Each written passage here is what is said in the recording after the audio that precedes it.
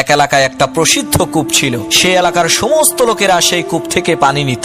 একদিন 8-10 বছর বয়সী দুই বন্ধু সেই কূপের পাশে খেলার সময় তাদের দুইজনের মধ্য থেকে একজন সেই কূপের মধ্যে পড়ে গেল। অপর বন্ধু কূপের পাশে দাঁড়িয়ে চিৎকার করে মানুষের সাহায্য চাইতে থাকলো। ঘটনাক্রমে সেই দিন কূপের আশেপাশে একজন লোকও ছিল না। কোনো ধরনের কোনো উপায় অন্তর না দেখে সেই ছোট্ট 8 বছর বয়সী ছেলেটি তার বন্ধুকে বাঁচাবার জন্য কূপের পাশে থাকা রশিতে বাঁধা বালতি কূপের মধ্যে নামিয়ে দিল, আর অনেক কষ্ট করে তার বন্ধুকে কূপ থেকে বের করে আনলো। তারা দুইজন এলাকায় এসে যখন এই ঘটনা বলল, কেউ তাদের কথা বিশ্বাস করলো না যে এই ছোট্ট 8 বছরের বাচ্চা কিভাবে আর একটা 10 বছরের বাচ্চাকে কূপের নিচ থেকে টেনে তুলতে পারে। সে এলাকার একজন জ্ঞানী লোক ছিল, সে বলল, হ্যাঁ, ওরা দুইজনই সত্য কথা বলছে। কারণ হচ্ছে সেই ছেলেটি যখন তার বন্ধুকে কূপ থেকে টেনে তুলেছে তখন তাকে এই কথা বলার মতো কোনো লোক ছিল না যে তুই এই কাজটা করতে পারবি না।